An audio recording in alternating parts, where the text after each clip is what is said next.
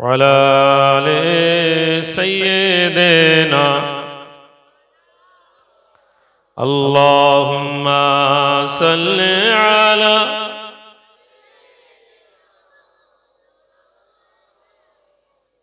وعلى آل سيدنا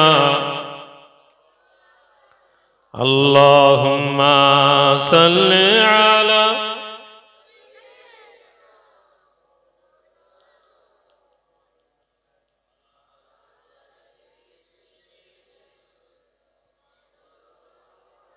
ये किसने पुकारा,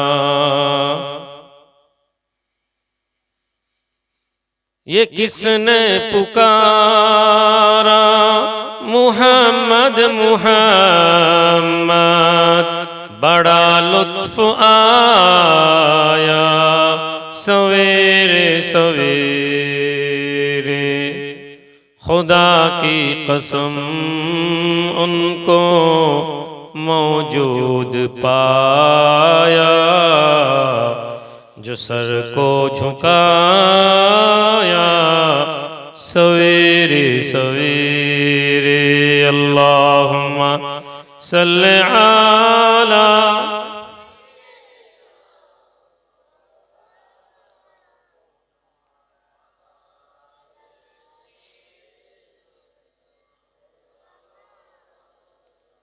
खुदाया बहक़ बनी फातिमा,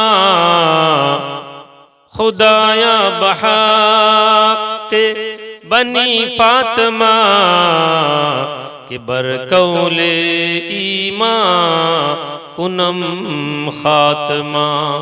अगर दावतम रद कुनी वर कबूल, मनो दस्तो दामने आले रसूल। अल्लाहुम्मा सल्ले अला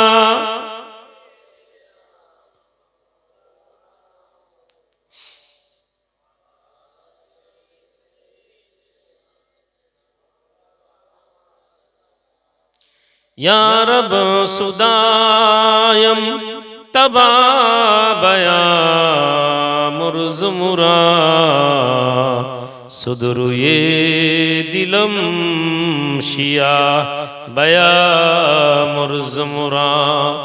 दरदा के बजुस गुनाह न करदम कारे, बख्शिंदाए हर गुनाह बया मुरज़मुरा।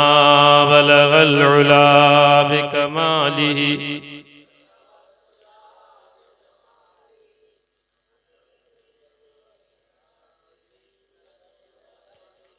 अल्लाहुम्मा सल्लि व सल्लिम दाइमन अबदन अला हबीबिका खैर खल्क़ि कुल्लिहिम। अल्लाहुम्मा रब्बना तक़ब्बल मिन्ना इन्नका अंतस समीउल अलीम। रब्बि इश्रह ली सदरी व यस्सिर ली अमरी वहलुल उक़दतम मिन लिसानी यफ़क़हू क़ौली। আমার সম্মানিত দিনদার ইমানদার গ্রামবাসী ভাইরা, আলহামদুলিল্লাহ সুম্মা আলহামদুলিল্লাহ, বহু বছর পরে আপনাদের গ্রামে আবার আসতে পেরেছি। এর জন্য আল্লাহ পাকের দরবারে শুকরিয়া আদায়। কি কত বছর? 7-8 বছর তো হবেই মনে হয়, আরো বেশি হবে। রাস্তাঘাট চিনতে পারিনি।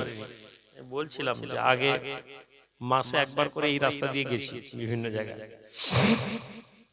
সম্মানিত ভাইরা, দাওয়াত করেছেন আমার মাওয়াজান পীর সৈয়দ জামাল মামাজি আমাকে বলেছিলেন যে ভাগনাই দাওয়াতটা নিতে হবে। তো মাশাআল্লাহ আপনারা সুযোগ দিয়েছেন, ডেট ছিল না, ডেটটা পাল্টে যে আপনারা এখানে এসে বসার মৌকা দিয়েছেন, এর জন্য শুকরিয়া। কিন্তু ভাই, আলোচনা করার আগে দুই একটি কথা সবসময় সব জায়গায় জায়গাগুলোতে বলি, এটাও ধরে নিতে পারি এটা নতুন জায়গা হিসেবে আবার 8 বছর মানে নতুনই হয়ে গেছে, অনেক কিছু পাল্টে গেছে। আমাদের মজলিসে, আমি যখন কোনো মজলিসে বসি তখন প্রথমে আমি যে কথা প্রায় বলি সেটা হচ্ছে যে মাথা থেকে বার করুন ওয়াজ শুনতে এসেছি, মাথা থেকে বার করে দিন জলসা শুনতে এসেছি। কিছুক্ষণের জন্য নিজেদেরকে ছাত্র হিসাবে ভাবা শুরু করুন। তালিবে ইলম, যখন আপনারা নিজেদেরকে তালিবে ইলম ভাববেন, ছাত্র হিসাবে ভাববেন, তখন এর একটি ফায়দা আছে। দয়ার নবী নূর নবী বলছেন, যখন কোনো মানুষ দ্বীন শিখে, দ্বীন শেখার আকাঙ্ক্ষা রেখে তালিবে ইলম হয়ে যায়, অর্থাৎ ছাত্র ভাবা শুরু করে দেয়, আর এমতো অবস্থায় তার মৃত্যু হয়, আল্লাহ পাক তার জন্য জান্নাত রেখেছেন। তাহলে আমরা জলসা শুনতে এসে এই নিয়তে বসে, যদি আমাদের জলসা শুনছি, সবসময় জলসা শুনছি, এই উদ্দেশ্য বসলাম, আমাদের তালিবে ইলমের তুলাবা যারা আমাদের ছাত্রদের মধ্যে আমাদের নাম আসবে না। শুধু নিয়তটা পাল্টে দিলাম, পরিবেশ এক, জায়গা এক, স্থান এক, সময় এক, শুধু কি করলাম, নিজেদের নিয়তটা বদলে দিলাম, নিজেদেরকে ছাত্র ভাবলাম, যে আমরা ছাত্র শিখবো। আলেম ওলামারা এসেছেন, পীর সাহেবরা আসেন, কথা বলবেন, একটু সিনে ধর্ম জানবো, দ্বীন শিখবো। এইটা ভেবে যখন এই মজলিসে আমরা বসবো, তখন আল্লাহ পাকের দরবারে আমাদের নাম ছাত্রদের অন্তর্ভুক্ত করা হবে। আর এটা যতদিন আমরা জলসা শুনবো, এইভাবে যদি নিজেদেরকে ভাবতে শুরু করি, এই অবস্থায় আমরা মারা গেলে আমরা জান্নাতি। কেন? মক্কা মুকাররমা, মদিনা মুনাওয়ারায় বড় বড় হারামের মসজিদে যারা উমরায় গেছেন, দেখেছেন যে আপনাদের বৃদ্ধ মানুষ নাতির হাত ধরে মসজিদে নববীতে আসছে, দরসে বসে ওলামারা আলেমরা বসে হাদিস পড়ান, কোরআনের তাফসীর করেন, তারা বসে শুনতে থাকেন। তাদের উদ্দেশ্য অন্য কিছু না, ওই যে নিয়ত আল্লাহ নবীর ওই হাদিস, ওই উপরে আমল করা। সম্মানিত ভাইরা, আল্লাহ পাক আমাদেরকে দুনিয়ার জমিনে পাঠিয়েছেন, আমাদের আত্মসমালোচনা করতে হবে, শিখতে হবে। আমরা যারা এখানে এসে বসেছি, আমাদের একটি বড় গুরুত্বপূর্ণ বিষয় হচ্ছে আমাদেরকে নিজেদের আত্মসমালোচনা করা দরকার। আমরা কারা, কি আমাদের উদ্দেশ্য, আমরা কেন এসেছি, এইটা যদি আমরা বুঝি, তাহলে জলসা মজলিসে ফায়দা পাবো। দুর্ভাগ্য হলেও এটা সত্য কথা, আমরা যারা জলসার মজলিসে বসেছি, 20 বছর, 30 বছর, 40 বছর জলসা শুনছি, এরপরে যদি প্রশ্ন করি একজন মানুষকে যে ভাই জলসা থেকে কি কি শিখলেন ধর্মের কথা, দেখবেন আমরা খুব বেশি বলতে পারি না। তাহলে কোথাও একটা সিস্টেমে ভুল। সারা বছরে 10টা 20টা জলসা আমরা পুরো বছরে শুনি, বিভিন্ন গ্রামে আলেম ওলামারা আসেন, আমাদেরকে ওয়াজ নসিহত করেন, তারপরেও যদি আমরা বলি যে ধর্ম থেকে কি শিখলে বাবা, ধর্ম নিয়ে একটু বলো তো, ইসলাম নিয়ে 5টা কথা বলো তো, দেখবেন আমরা বলতে পারছি না। কেন? 30 বছর, 40 বছর, 50 বছরের যুবককে গিয়ে জিজ্ঞেস করুন যে ভাই তুই বলতো পাক হওয়ার মশলা কি, ফরজ গোসল করার নিয়ম কি, এই কলমাগুলো বলতো, 2টো কলমা বলতো, 3টা কলমা, 4টা কলমা তো ছেড়ে দিন, 2টো কলমা যদি আমাদেরকে, পহেলা কলমা দ্বিতীয় কলমা যদি জিজ্ঞেস করা হয়, আমরা অনেকে বলতে পারবো না। ওযুর নিয়ম কি, ওযুর পদ্ধতি কি, কোন পানিতে ওযু, ছোট ছোট ছোট ছোট কথাগুলো আমরা কিন্তু জানি না। 30 বছর ওয়াজ শুনছি, 40 বছর জলসা শুনছি, কিন্তু আমরা ধর্মের ন্যূনতম কথা বলতে পারি না। আকীদা বলি, আমাদের আকীদা বাঁচাতে হবে, আকীদা বাঁচাতে হবে। আলেম ওলামারা বলেন এই আকীদা ঠিক করো। একজন যুবক ছেলেকে বলেন তো ভাই আকীদা কি, বলতে পারে। তাহলে আমরা নিজেদেরকে কি প্রশ্ন করব না, আমাদের কি ভাবার দরকার নেই যে আমাদের জলসার মজলিসে আসার উদ্দেশ্য কি? শুধু কি 1 ঘন্টা শুধু কিছু কিস্সা কাহিনী শোনা, সুবহানাল্লাহ বলা, কিছু কথা শুনে চিৎকার দিয়ে সুবহানাল্লাহ, নারে তাকবীর, আল্লাহু আকবার বলে ঘর চলে যাব, এইটাই আমাদের উদ্দেশ্য? নাকি কোরআনের জ্ঞান আমাদেরকে শিখতে হবে? আমাদের মজলিসগুলোতে কোরআনের আলোচনা করার প্রয়োজন আছে। আল্লাহ পাক রব্বুল আলামিন কোরআনে বলেছেন, قل هل يستوي الذين يعلمون والذين لا يعلمون. Oh my prophet, say, قل هل يستوي الذين يعلمون والذين لا يعلمون. Are those equal who know and who don't know? আল্লাহ পাক কোরআনে বলছেন, হে নবী আপনি বলুন তারা কি এক, যারা জানে আর যারা জানে না? তাহলে জাননেওয়ালা আর না জাননেওয়ালা তারা এক নয়। কে বলছে? কোরআন বলছে। আমি কে? আমি জাননেওয়ালার মধ্যে না না জাননেওয়ালা? আমি নিজেকে জিজ্ঞেস করি। যুবক ছেলে ঠান্ডায় রাস্তায় দাঁড়িয়ে আছে আমাকে আনার জন্য, কিন্তু ওই যুবক ছেলেকে যদি জিজ্ঞেস করি কি বলছি, তোমার নাম কি? আমার নাম অমুক। এই আব্দুল্লাহ। আব্দুল্লাহ মানে কি? নাম বলতে পারে। এই আব্দুল্লাহ বলো দেখি উজু কেমন করে করতে হয়, নামাজ পড়ো। আব্দুল্লাহ চুপ করে আছে। ধর্মের মধ্যে নামাজের গুরুত্ব কি, নামাজের আহমিয়ত কি আমরা জানি না। আমাদের ছেলেরা নামাজ পড়ছে না। জলসার মজলিসে 500 লোক বসছি, কিন্তু মসজিদে 5 জন লোক হচ্ছি না। তাহলে এই যে আমাদের মধ্যে গ্যাপ, এই যে আমাদের বিষয়গুলো, এইগুলো আমাদেরকে জানতে হবে। আর একটা জলসাতে 1 ঘন্টার মজলিসে এটা জানা সম্ভব নয়। সুতরাং আজকে আমরা কোরআন এবং হাদিসের আলোকে একটা ছোট্ট সময়কে আমরা আজকে আলোচনা করব। কি আলোচনা? আল্লাহ পাক রব্বুল আলামিন আমাদেরকে দুনিয়াতে কেন পাঠিয়েছেন। আল্লাহর কোরআন বলে, খালাকতুল জিন্না ওয়াল ইনসা ইল্লা লিয়াবুদুন। আপনাকে যদি জিজ্ঞেস করা হয় দুনিয়ায় কেন এসেছেন, আপনি আল্লাহর বান্দা জবাব দিবেন, আল্লাহর কোরআন আমাদেরকে উত্তর দিচ্ছে, বান্দা দুনিয়ার জমিনে তোমাকে পাঠানো হয়েছে কি কারণে? আল্লাহর কোরআন বলছে, খালাকতুল জিন্না ওয়াল ইনসা ইল্লা লিয়াবুদুন। আমি জিন এবং ইনসানকে আমার ইবাদত করতে পাঠিয়েছি। কার ইবাদত করতে পাঠানো হয়েছে? জোরে বলুন। তাহলে আল্লাহর ইবাদত কি? ইবাদত কাকে বলবো? ইবাদতের প্রকারভেদ কি? ইবাদত 2টি শ্রেণীর হয়।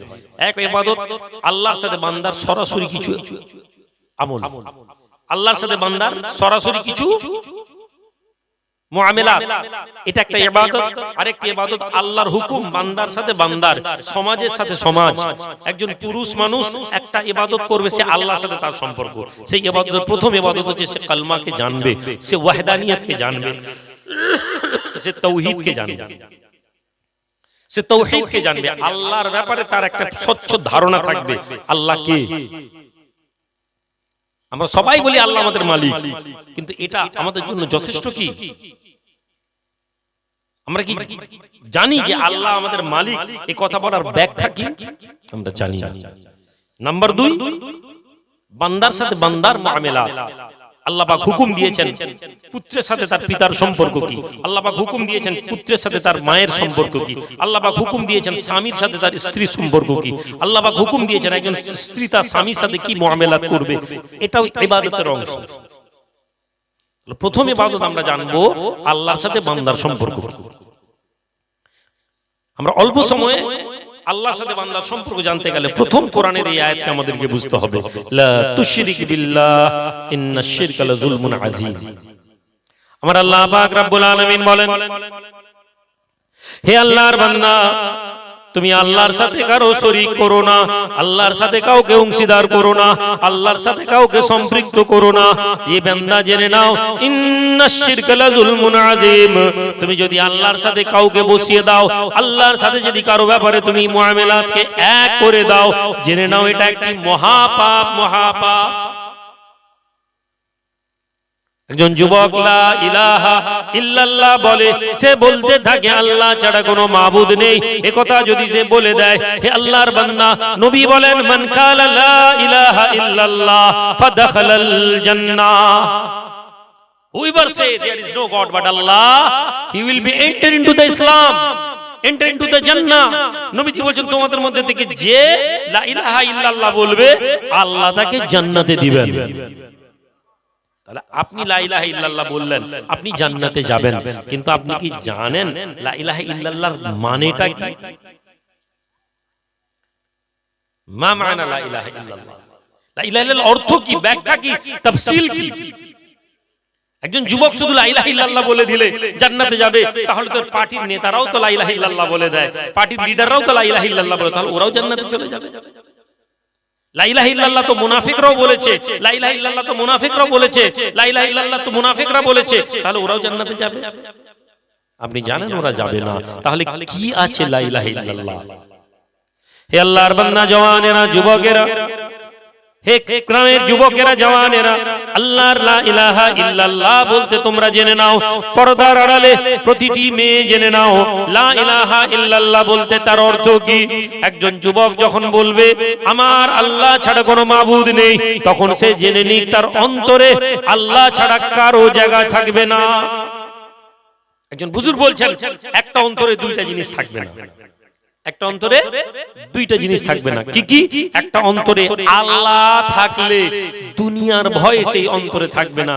যে অন্তরে দুনিয়ার ভয় আছে, সে অন্তরে আল্লাহ নেই।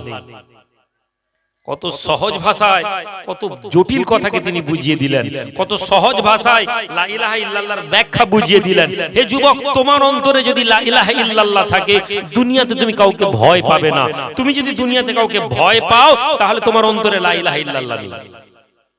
সাহাবাদের লা ইলাহা ইল্লাল্লাহ কেমন ছিল? সাহাবী আল্লাহর নবী জামানা দুনিয়া থেকে, রাসূলুল্লাহ দুনিয়া থেকে পর্দা নিয়েছেন। আবু বকর সিদ্দিক পর্দা নিয়েছেন। ওমর ইবনে আল খাত্তাব রাদিয়াল্লাহু তাআলা আনহু, ওমর ইবনে আল খাত্তাব রাদিয়াল্লাহু তাআলা আনহু আমিরুল মুমিনিন হযরত মুআজকে তিনি কি করলেন না, গভর্নর করে পাঠালেন, যাও মিশরের গভর্নর হও। মিশর মুসলমানদের করায়ত্ত হয়েছে, মিশর মুসলমানদের ফাতহ হয়েছে, মুসলমানরা মিশরকে দখল করেছে। কালমার দাওয়াত দিতে দিতে মুসলমানেরা এগিয়ে যাচ্ছে। নবী একটা মিশন দিয়েছেন, সাহাবাদেরকে মিশন দিয়েছেন। আলীকে বলছেন, ইয়া আলী, হে আলী, কুমু ইলাল জান্নাহ, হে আলী তুমি লড়ো, জান্নাতের দিকে ধাবিত হও। ইয়া রাসূলুল্লাহ, কিসের ভিত্তিতে লড়বো?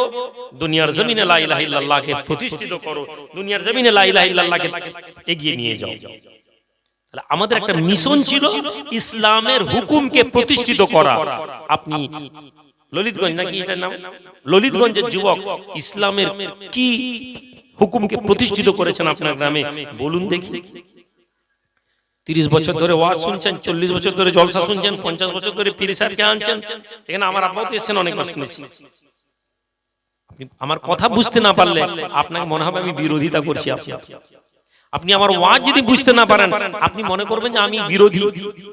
আর আপনি আমাকে কথা ভাবলে আমার কিছু চায় আসে না। কিয়ামতের দিনে আপনার এবং আমার এই বসাকে আল্লাহর কাছে তুলে ধরা হবে। আর সেদিন আমাকে প্রশ্ন করা হবে, তুমি কি আল্লাহর বাণীকে পৌঁছে দিয়েছিলে?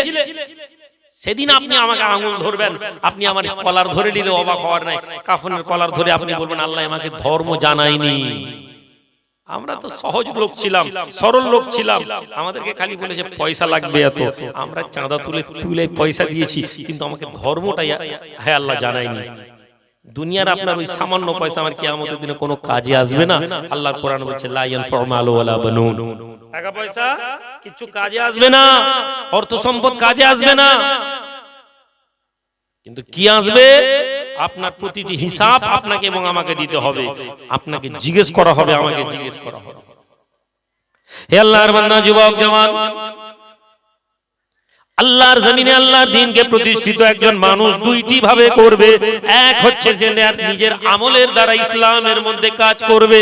আল্লাহর কোরআন বলে, ইয়া আইয়ুহাল্লাযীনা আমানু দুখুলু ফিস সিলমি কাফা, O the you believers, enter into the Islam completely or perfectly.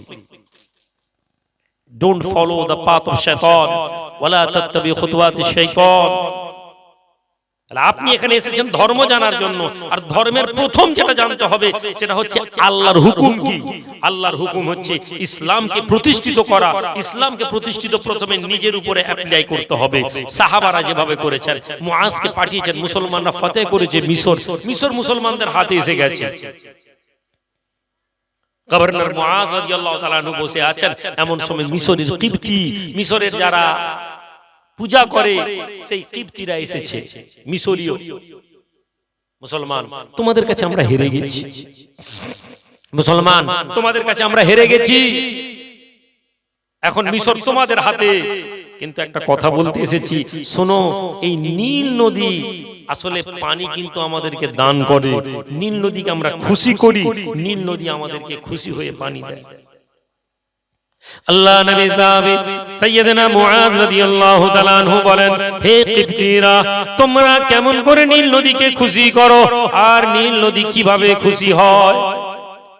মিশরের ওই পুরোহিতেরা, মিশরের ওই কিবতীরা সাহাবা মুআজকে বলতে লাগে, মুআজ, বছরের একটি দিন আমরা একজন সুন্দরী মেয়েকে আমরা বেছে নিই, ওই সুন্দরী মেয়েকে আমরা খাটের উপরে আমরা বেঁধে ফেলি, এবং আমরা সবাই মিলে টাকা পয়সা চাঁদা তুলি, এবং ওই চেয়ারের মধ্যে, ওই খাটের মধ্যে দিয়ে গোটা মিশরকে ঘুরিয়ে ওই মেয়েকে হাত পা বেঁধে আমরা নীল নদে ফেলে দিই।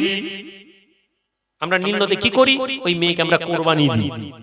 নীল নদী ওই মেয়েকে পায়, ওই টাকা পয়সা পায়, আর ওই মান্যতের কারণে নীল নদী খুশি হয়ে আমাদেরকে পানি দেয়। মুসলমান, এখন আর আমাদের দায়িত্ব এটা নয়, কারণ আমরা রাষ্ট্র চালাচ্ছি না, রাষ্ট্র তোমাদের চালাচ্ছ, তোমাদেরকে কিন্তু এই দায়িত্ব পালন করতে হবে। আর যদি তোমরা এটা না করো তাহলে তোমাদেরকে কিন্তু বিপদ, পানি নীল নদী দিবেনি, আর নীল নদী পানি না দিলে তুমি জানো এলাকায় বিদ্রোহ শুরু হয়ে যাবে, সবাই মানুষ তোমাদের বিরুদ্ধে চলে যাবে। আচ্ছা বলেন তো, মুসলমান হিসেবে কি আমরা মান্যত করতে পারি? এই জোরে বলুন। তাহলে আপনারা কোথাও গরু ছাগল দেন? দেন তো? কি দেন? গরু ছাগল মুরগি দেন তো? কি দেন ওটা? একজন বলছে মান্যত। এখনই তো বললেন মান্যত দেওয়া করা যাবে না, আবার বলছেন মান্যত।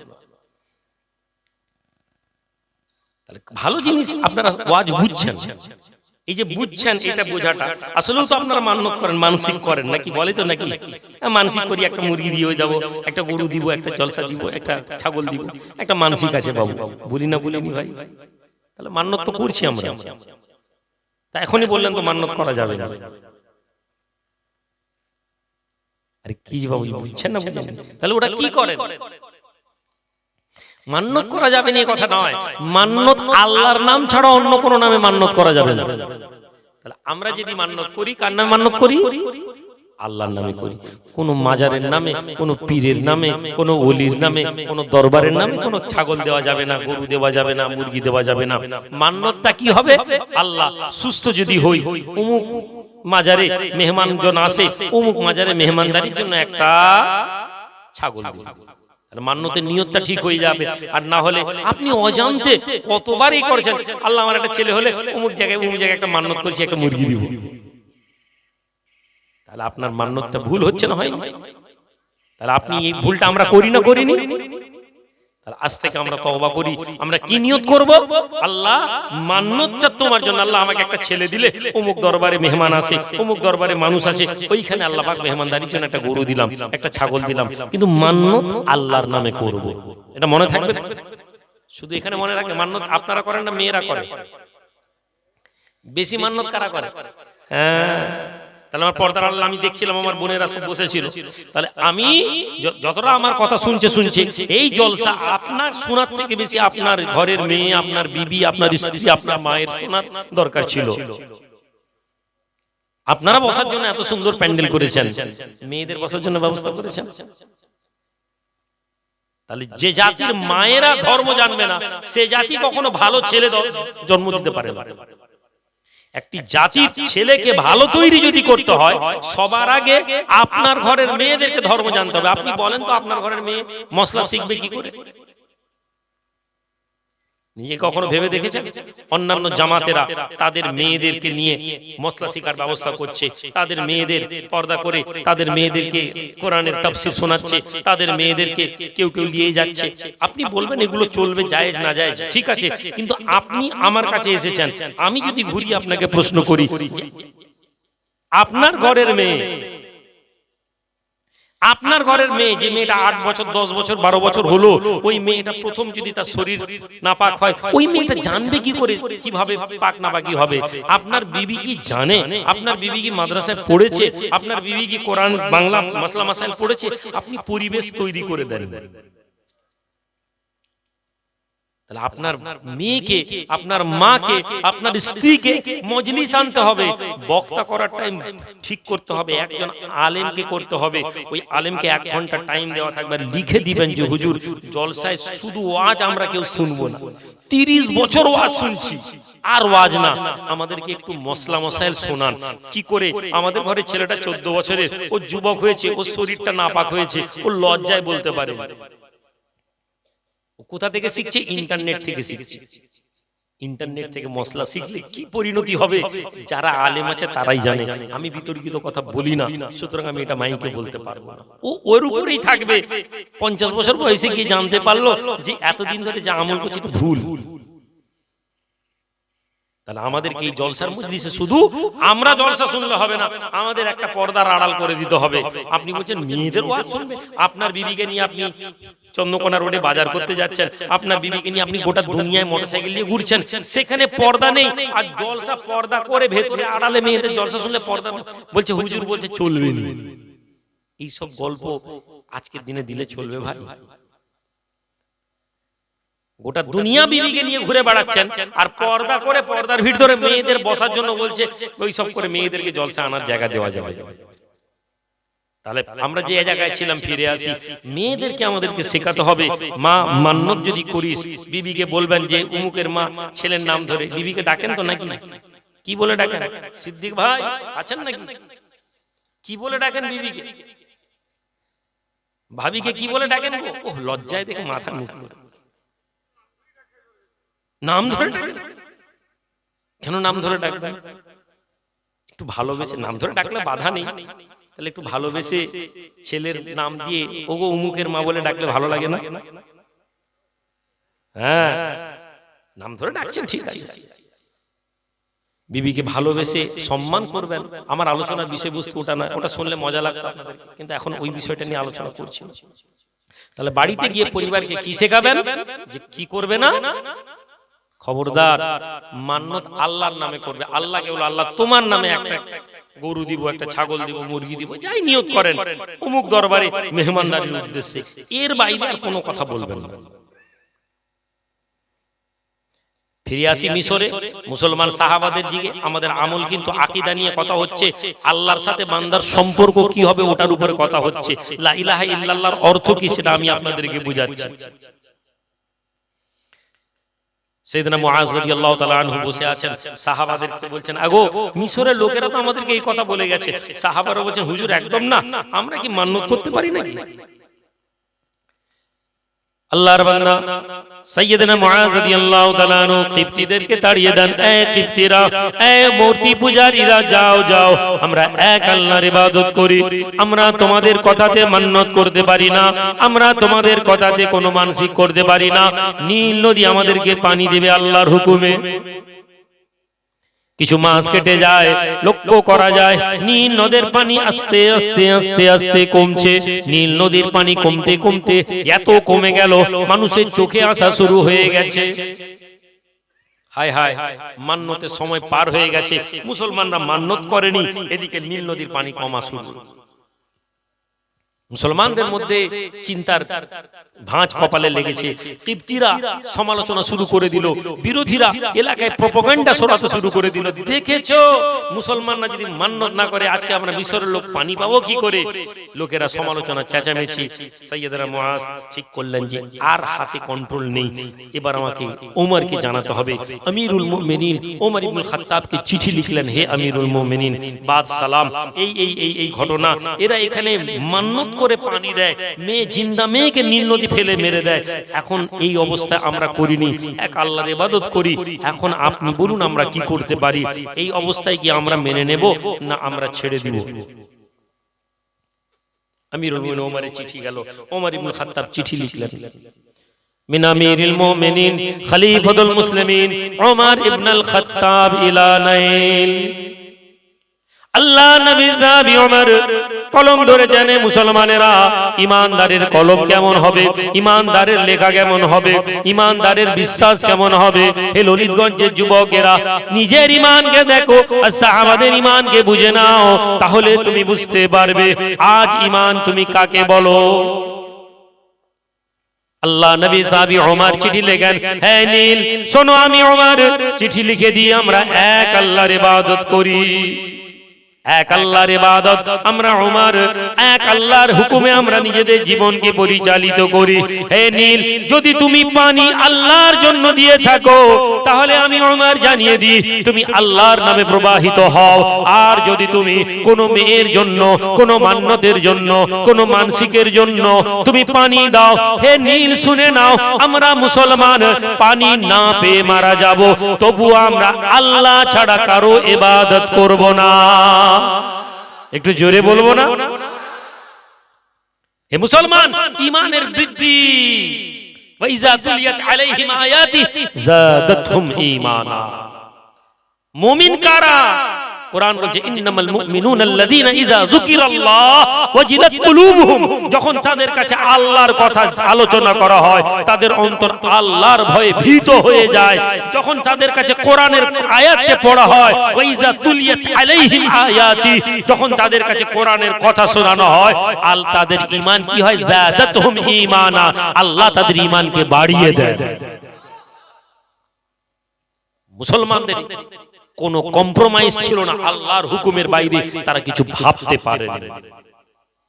আমরা মুসলমান, ছেলে হয়নি 3 বছর, এখানে গিয়ে ওখানে গিয়ে আলেম মাওলানা পীর সাহেবকে দিয়ে তাবিজ করেছি, বাচ্চা হয়নি।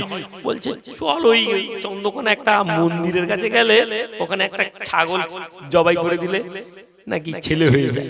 মুসলমান ওখানে ছুটছে। কোমরের যন্ত্রণা, কোমরের গাঁটের যন্ত্রণা, বলে ওই কান ফুটো করে নিলে কোমরের ব্যথা ভালো হয়ে যাবে। মুসলমান গিয়ে কান ফুটো করে নিচ্ছে। কি রে কান ফুটো? খুব যন্ত্রণা। এই জন্য তুমি একটা যন্ত্রণাকে সহ্য করতে পারোনি, তুমি নিজেকে ঈমানদার মনে করছো, তুমি নিজেকে মুমিন মনে করছো। আল্লাহ নবী বলছেন, ইয়া মুআজ, উটের উপরে রাসূলুল্লাহ যাচ্ছেন, সাহাবী যাচ্ছেন, মুআজ রাদিয়াল্লাহু তাআলা, এই মুআজ যার কথা বলছি, উটের পিঠে যেতে যেতে যেতে যেতে নবী বলছেন, হে মুআজ, আতাদরি মা হাক্কুল ইবাদ আলাল্লাহ ওয়া মা হাক্কুল ইবাদ আলাল্লাহ, আতাদরি মা হাক্কুল ইবাদ আলাল্লাহ। হে মুআজ, তুমি কি জানো আল্লাহর হক কি বান্দার উপর? বান্দার হক কি আল্লাহর উপরে, এবং আল্লাহর হক কি বান্দার উপরে? আল্লাহ নবী সাহাবী মুআজ বলছেন, ইয়া রাসূলুল্লাহ, আমি জানি না, আল্লাহ এবং তার রাসূল বেহতর জানেন। নবী বলছেন, হে মুআজ শোনো, বান্দার হক হচ্ছে আল্লাহর প্রতি, সে আল্লাহ ছাড়া কাউকে মানবে না, সে আল্লাহ ছাড়া কারোর সাথে শিরক করবে না, অর্থাৎ আল্লাহকেই সে সবকিছু মনে করবে। আর যে বান্দা এই কথা নিয়ে জীবন কাটিয়ে দিতে পারে, যে বান্দা আল্লাহর ইচ্ছাতে নিজের ইচ্ছা মনে করে, রাদাইতু বিল্লাহি রাব্বাও, এই কথাকে সে মেনে নেয় অন্তর থেকে, সে বলে যে আল্লাহর সিদ্ধান্তে, আল্লাহর রাজিতে আমরা রাজি। নবী বলছেন, ওমা হাক্কুল্লাহ আলাল ইবাদ, আল্লাহর হক কি বান্দার প্রতি জানো? যে বান্দা এই কথা বলবে, আল্লাহ ছাড়া কাউকে শিরকের গুনাহ করবে না, এই মুআজ শোনো, আল্লাহ তাকে জান্নাত দান করবেন। লা তুশরিক ইয়া মুআজ, হে মুআজ, তুমি আল্লাহ ছাড়া কাউকে শরীক করো না। যদি তোমাকে কেউ কতল করে দেয়, কতলতা আও হাররাকতা, তোমাকে কেউ যদি কতল করে দেয়, কেউ যদি তোমাকে আগুনে পুড়িয়ে দেয়, তবুও তুমি আল্লাহ ছাড়া কারো নাম নিজের মুখে নেবে না। মুসলমান, তোমার আমার ঈমানের অবস্থা আজকে কি, এ ব্যাখ্যা করার দরকার নেই, হক কথা বলার হিম্মত নেই। কিছু কথা বলতে গেলে বলছি এটা বলে দিলে যদি ঝামেলা হয়ে যায়। আজকে বিভিন্ন এলাকায়, পশ্চিমবঙ্গের বাইরে বিভিন্ন এলাকায় মুসলমান ছেলেরা, উড়িষ্যাতে, দিল্লিতে আপনারা দেখছেন কত মুসিবতের মধ্যে আছে, কত বিপদের মধ্যে আমরা আছি। প্রশ্ন, এই বিপদ আমাদেরকে কেন দেওয়া হচ্ছে? এই মুসিবত কেন হচ্ছে আমাদের উপরে? এর জবাব যদি দেখি তাহলে আমরা বুঝতে পারবো যে আমরা দিন থেকে অনেক দূরে সরে গেছি। আজ ইসলামে নামাজ, রোজা, হজ, যাকাত ছাড়া আমাদের কাছে ইসলাম বলতে আর কিছু নেই। একজন যুবক ধর্ম বলতে ব্যবসার জায়গায় বসে সে ধর্ম কি জানে না, রাস্তায় যখন বেরিয়ে যায় সে ধর্ম কি সে জানে না। সে ধর্ম বলতে এই জলসার মজলিসকে ধর্ম মনে করে, সে মনে করে মসজিদে গিয়ে নামাজ পড়াটা ধর্ম। সে রাস্তা দিয়ে যখন যায় তার চোখ ঠিক থাকে না, ও জানে না যে রাস্তা দিয়ে চলার টাইমে তাকে ধর্মটা মানতে হবে। ও ব্যবসা করতে গেলে ওকে মানতে হবে ধর্ম কি। বাপ মরে গেছে, 2 ছেলে, বড় ভাই ক্ষমতা আছে, ও জানে না ধর্মের ভিত্তিতে দাঁড়িয়ে ছোট ভাইয়ের হক দিতে হবে, ও জানে না। ছেলে বড় হয়ে গেছে, বাপকে সারাদিন চেঁচাচ্ছে, ও জানে না ধর্ম কি। ধর্ম ওর বাপের বিরুদ্ধে আওয়াজ করা নিষেধ করেছিল, ও জানে না। এমন হতভাগা ছেলেও তো দুনিয়ার জমিনে আছে যারা মা বাপের গায়ে হাত পর্যন্ত তুলে দেয়। আছে না নেই ভাই? এমন বদনসিব ছেলে আছে না নেই? হুজুর কিবলা আব্বাজান একটি বাড়িতে গেছেন তদবির করার জন্য। তদবিরে বসেছেন, খুব অসুস্থ লোক, তদবির বসে খালি বলছে হুজুর ঘর বন্ধ করে দেন, ঘর বন্ধ করে দেন, ঘর বন্ধ করে দেন। তারপরে বসে আছে, ছেলেরা বসে আছে, হঠাৎ বললেন আচ্ছা বাবা তোমার বাপ, তোমার দাদা দাদি কোথায়? চুপ করে আছে, বলে হুজুর দাদা তো নেই, দাদা তো নেই, ইন্তেকাল করেছে। দাদি কোথায়? বলছে দাদি অন্য জায়গায় আছে। পরে খবর নেওয়া গেল ওর বাপ ওর মাকে মেরে ঘর থেকে বার করে দিয়েছে।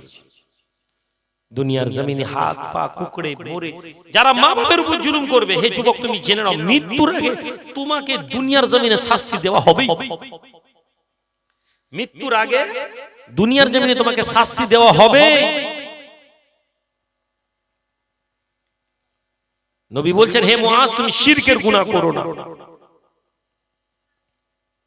মুআজ রাদিয়াল্লাহু তাআলা আনহু ওমর রাদিয়াল্লাহু তাআলা চিঠিটা লিখলেন, লিখে বললেন হে নীল, আমরা আল্লাহর ইবাদত করি, তুমি যদি আল্লাহর হুকুমে নদী প্রবাহিত হও তাহলে হও, আর যদি মনে করো মেয়ের জন্য তুমি নদী প্রবাহিত হবে, আমরা কোনো মেয়েকে মান্নত করে তোমার কাছ থেকে পানি চাই না, তাতে মরতে হয় মরে যাব। এই কথা বলে চিঠি লিখে খাম দিয়ে স্ট্যাম্প লাগিয়ে বললেন যাও নীল নদী গিয়ে ছুঁড়ে দাও। মুসলমান যুবকেরা, জওয়ানেরা, ইসলামের ইতিহাস যদি তোমরা না জানো, ইসলামের ইতিহাস যদি তোমরা না পড়ো, তোমাদের ঈমান বৃদ্ধি হওয়া সম্ভব হবে না। সাহাবাদের জীবনী তোমাদেরকে জানতে হবে। আকীদা বলতে কেবলমাত্র মুখে বলা নয়, আকীদা বলতে কোনো দল তৈরি করা নয়, আকীদা বলতে কোনো পীরের মুরিদ হয়ে যাওয়া নয়, আকীদা বলতে আল্লাহ এবং তার রাসূলের হুকুমকে জানা। আর কেমন ভাবে জানবো? সাহাবারা যেভাবে মান্যতা দিয়েছেন সেভাবে জানতে হবে। সৈয়দনা ওমর ইবনুল খাত্তাবের চিঠি মিশরে এসে পৌঁছে গেল। মিশরের মুনাফিকরা দেখতে পায়, মিশরের কিবতীরা দেখতে পায়, মুসলমানের মুমিনেরা দেখতে পায় ওমরের কি হুকুম আছে। ওমরের হুকুম কেউ জানে না। ওমরের হুকুম হচ্ছে চিঠিটা নদীতে ফেলে দাও। সন্ধ্যাবেলা ওমর ইবনুল খাত্তাবের চিঠি নিয়ে গভর্নর মুআজ এসেছেন, এই নীল ওমরের চিঠি এলে বলে নদীতে ফেলে দিয়েছেন। যেই নীল নদীতে ফেলে দিয়েছেন এমন সময় কিছু লোকেরা হাসছে, বলছে মুসলমানদের নেতা মদিনা থেকে চিঠি দিয়েছেন নীল নদীকে, মান্নত করতে বলেছিলাম মান্নত করেনি, চিঠি দিয়েছে। হাসাহাসি করছে। ইমানদার মুসলমানদের মুখটা ছোট হয়ে গেছে। কখনো কখনো আল্লাহ মুসলমানদেরকে পিছিয়ে দেন, একটু অসম্মানিত করেন। তারা যখন ওই সময় তাদের ঈমান পরীক্ষা করা হয়, তারা বলতে থাকে আমরা আল্লাহর প্রতি রাজি আছি। এরপরে আল্লাহ তাদের সম্মানকে বাড়ান। রাতের সন্ধ্যাবেলা চিঠি ফেলে দেওয়া হয়েছে। সারা রাত মুআজের চোখে ঘুম নেই, কি হবে আল্লাহ। বিদেশ জায়গা, এখানে মুসলমানরা নতুন নতুন ঈমান এনেছে, মিশরের লোকেরা এই নতুন নতুন কলমা পড়েছে। এখন যদি পানি না হয়, খরা হয়ে যায়, এরা তো আবার ইসলাম থেকে বেরিয়ে যাবে। সন্ধ্যাবেলা রাত কেটে যায়, ফজরের আযান হয়, মুআজ্জিন আযান দেন, সালাতু খায়রুম মিনান নাওম। মুসলমানেরা ধীরে ধীরে বাড়ি থেকে বেরিয়ে নামাজের মধ্যে মসজিদে যায়। নামাজ শেষ হয়ে গিয়েছে, মুসলমানেরা কেউ মসজিদ থেকে বেরিয়ে বাড়িতে গিয়েছে। সাইয়েদেনা মুআজ মসজিদ থেকে বেরিয়ে নিজের হুজরাতে বসে তাসবিহ পড়ছেন। একটু আলো হয়েছে, সকাল হয়েছে, ফর্সা হয়েছে। এমন সময় মুআজের কানে আসে চিৎকার করে কিছু মানুষ তাকবীর দিচ্ছে, কিছু মানুষ লা ইলাহা ইল্লাল্লাহ পড়ছে, কিছু মানুষ আল্লাহর তাসবিহ পাঠ করছে। চিৎকার দিয়ে মুসলমানেরা তাকবীর দিচ্ছে। কি ব্যাপার? আস্তে আস্তে দরজা খুলে বেরিয়েছেন সাইয়েদনা মুআজ রাদিয়াল্লাহু তাআলা আনহু। ডানে বামে ঘুরতে ঘুরতে দেখছেন নীল নদের পাড়ে লোকেরা লম্বা হয়ে দাঁড়িয়ে আছে, ওইখান থেকে তাকবীর আসছে। মুআজ গুটি গুটি পায়ে নীল নদের কাছে পৌঁছে দেখছেন গতকাল রাতে ওমরের চিঠি যেখানে পড়েছিল, সেই চিঠি পড়ার পর থেকে রাত থেকে সকাল পর্যন্ত এক ধাপে 8 ফুট উপর দিয়ে পানি প্রবাহিত হচ্ছে। একটু জোরে বলা যাবে না? হে মুসলমান, তোমরা যদি আল্লাহর প্রতি ঈমান আনো, আল্লাহ বলছেন তোমাদেরকে কি করা হবে? পরীক্ষা নেওয়া হবে। তোমাদেরকে পরীক্ষা নেওয়া হবে, কিন্তু তোমাদেরকে কখনো ব্যর্থ করা হবে না। কাদ আফলাহাল মুমিনিন, মুমিনরা সফলকাম, যারা আল্লাহকে মেনে নিয়েছে, যারা আল্লাহর প্রতি ঈমান এনেছে, ওরা কখনো ব্যর্থ হতে পারে না। দুনিয়াতে ওখানে কখনো কখনো ওরা পরাজিত হবে, দুনিয়ার চোখে ওদেরকে কখনো কখনো পিছনে ফেলা হবে, কিন্তু না, ওদেরকে অপমানিত করা হবে না, ওদেরকে অসম্মানিত করা হবে না। সাইয়্যিদনা মুআয রাদিয়াল্লাহু তাআলা আনহু ঈমানের দৃষ্টান্ত, কলমা পড়া যারা ঈমান আনেনি, ওই ঘটনাতে তারাও ঈমান এনেছে। আমার ভাইয়েরা, আল্লাহর প্রতি বান্দার সম্পর্ক এটা হবে যে সে আল্লাহর প্রতি বিশ্বাসপূর্ণতার সাথে রাখবে। আর নাম্বার 2, বান্দার সাথে আল্লাহর সম্পর্ক এটা হবে, বান্দা যখন আল্লাহর প্রতি তাওয়াক্কুল করবে, তখন ওই বান্দাকে আল্লাহ কখনো অসম্মানিত করবে না। দামেস্কের একজন যুবক ছেলে কি করেছে না, এলাকায় বড় আলেম, পড়াশোনা করেছে, কিন্তু ওর কোনো চাকরি নেই। ও কি করছে, এদিকে সেদিকে ঘুরছে, পায়নি। একজন বলল যে ভাই, দামেস্ক থেকে একটু বাইরে চলে যাও, তুমি কিছু চাকরি করবে। হে যুবক, এবার তোমাকে বলছি, আল্লাহর প্রতি যখন তুমি তাওয়াক্কুল করে আমালি জিন্দেগি আনবে, কি পাবে? আজ তুমি সামান্য 20টা টাকা, 50 টাকা, 100টা টাকার জন্য তুমি মিথ্যা বলো, তুমি আলু ব্যবসা করো, আলু চাষ করো, তুমি আলু 200 টাকা আলু বিক্রি করতে গিয়ে 10 টাকা বাড়তি নেওয়ার জন্য তুমি 4টা মিথ্যা বলো, তুমি মনে করো 10 টাকা লাভ করে নিলাম। শুনো মুসলমান, তোমার জন্য আল্লাহ পাক একটি নির্ধারণ করে দিয়েছেন, তোমার অন্তরে জবানে মিথ্যা থাকবে। ওই যুবক, ওই জওয়ান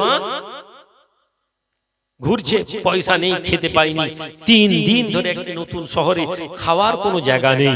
এমন সময় সে কি করলো না, রাতের বেলা, ভোরবেলা নামাজ পড়তে মসজিদে যাচ্ছে, এমন সময় দেখে একটা বেগুনি রঙের থলেতে কিছু একটা পড়ে আছে, তুলে খুলে দেখে একটা দুর্দান্ত দামি গলার নেকলেস, অনেক দাম। 3 দিন খাওয়ার নেই, দেখেই মনের মধ্যে মনে মনে হচ্ছে যে আমি 3 দিন খাইনি, আল্লাহ মনে হয় আমাকে দিয়েছে। হে যুবক, কখনো কখনো তুমি মুসিবতে থাকলে তোমাকে কিছু সাহায্য করা হবে, তোমাকে কিছু রাস্তা দেওয়া হবে। ওই যুবক, ওই জওয়ান ওই থলেটা নিয়ে তাড়াতাড়ি বাড়িতে গেছে, রেখেছে, না জানি এইটা বিক্রি করে কিছু পয়সা পেলে আমার কিছুদিন চলবে। এমন সময় ফজরের নামাজের সময়, নামাজ শেষ হওয়ার পর একজন বৃদ্ধ মানুষ দাঁড়িয়ে চিৎকার দিয়ে বলছে, হে আল্লাহর বান্দা, আমি একজন মুসাফির, আমার একটা মূল্যবান গলার হার হারিয়ে গেছে, যেটা বেগুনি রঙের থলের মধ্যে রাখা আছে, পুরো বর্ণনা দিচ্ছে। তোমাদের মধ্যে কেউ যদি পাও আমাকে দাও, আমি তোমাকে 100 দিরহাম তোমাকে আমি নজরানা দিব। কত দিরহাম? 100 দিরহাম। তার মানে ওটার দাম কত এবার বুঝে নেন। আল্লাহর বান্দা, যুবক ছেলে, জওয়ান ছেলে, মনের মধ্যে এসে যায়, হায় রে আল্লাহ, এটা মনে করেছিলাম আমার হয়ে যাবে, কিন্তু এই মূল্যবান এই হারটা যদি আমি ফেরত দিয়ে দিই তাহলে আমি কি পাবো? এমন সময় মনের মধ্যে ওয়াসওয়াসা দেয়। হে যুবক, শয়তান তোমার মনে ওয়াসওয়াসা দিবে, গুনাহ থেকে তোমাকে আল্লাহর রাস্তার দিকে যাওয়ার জন্য বাধা দিবে। শয়তান বলছে, কেউ দেখেনি তো, মনে মনে হচ্ছে কেউ তো জানেনি, সুতরাং এটা লিয়েই এই রকম কথা ভাবতে ভাবতে ভাবতে ভাবতে ওই যুবকের মনের মধ্যে এক সময় হলো যে না, ওয়ালিমান খাফা মাকামা রাব্বিহি জান্নাতান, আল্লাহ বলেছেন যাদের অন্তর আল্লাহর ভয়ে ভীত, আল্লাহ তাদেরকে জান্নাত দিবেন। জোরে বলবো না? তাহলে আল্লাহর ভয় আমাদের অন্তরে আনা আমাদের জন্য বাধ্যতামূলক। আল্লাহর কোরআন বলছে, ইয়া আইয়ুহাল্লাযিনা আমানুত্তাকুল্লাহ, হে ঈমানদার তোমরা আল্লাহকে ভয় করো, হাক্কা তুকাতি, যেভাবে আল্লাহকে ভয় করা দরকার। ওয়াজ শুনতে এসেছেন, অন্তরে আল্লাহর ভয় নিয়ে এসেছেন? ওয়াজ শুনতে এসেছি, অন্তরের মধ্যে আল্লাহকে পাওয়ার আকাঙ্ক্ষা নিয়ে এসেছি তো, নাকি শুধু ওই জলসা শুনলাম আর সুবহানাল্লাহ বললাম, ঘর চলে গেলাম? হে যুবক, না, বুঝি আমি কিছু খাবো, বেশিক্ষণ রাত করবো না, শীতকালের রাত, নিয়ে যান। আল্লাহর বান্দা, ওই যুবক ধীরে ধীরে ওই ব্যক্তির কাছে যায়, আর ওই মানুষের কাছে গিয়ে বলতে লাগে, আপনার যে সোনার হারটা বলেছিলেন, যে অলংকার, এই অলংকারটাকে এইটা নাকি দেখুন। বৃদ্ধ খুলে দেখে একেবারে যেমনকার হার তেমনি রাখা আছে। বড় খুশি হয়ে যায়, বলতে লাগে, বাবা এই মূল্যবান জিনিসটি আমি, বড় কষ্টের জিনিস বাবা, তোমাকে আমি 100 দিরহাম দিব। এটা আমার খুব দামি জিনিস, আমার খুব মূল্যবান, আল্লাহ তোমার ভালো করুক। গুনে গুনে 100 দিরহাম দিচ্ছে। আচ্ছা ভাই বলুন তো, ওই 100 দিরহাম নেওয়া যাবে না? যাবে না? শর্ত দিয়েছিল না, অবশ্যই দিতে পারবে। আপনি আমি হলে ঠিক আছে ভাই আমার দেন, আমার বিপদ 3 দিন খাইনি। ওই আল্লাহর বান্দা যুবক বলতে লাগে, হে আল্লাহর বান্দা, না না আমি আপনার কাছে কোনো পয়সা নেব না, কেননা আমি আল্লাহ আমাকে রাস্তায় পেয়েছিলাম, আমার কোনো পরিশ্রম করতে হয় না। যদি কোনো প্রতিদান আমাকে নিতে হয় তাহলে এই প্রতিদান আমি আল্লাহর দরবার থেকে নেব। হে ললিতগঞ্জের যুবক, হে জওয়ানেরা, নিজের জীবনে কবে তুমি এই কথা বলেছো আমি এই কাজ করছি আল্লাহ, আমি এর জন্য আপনার কাছে প্রতিদান চাই?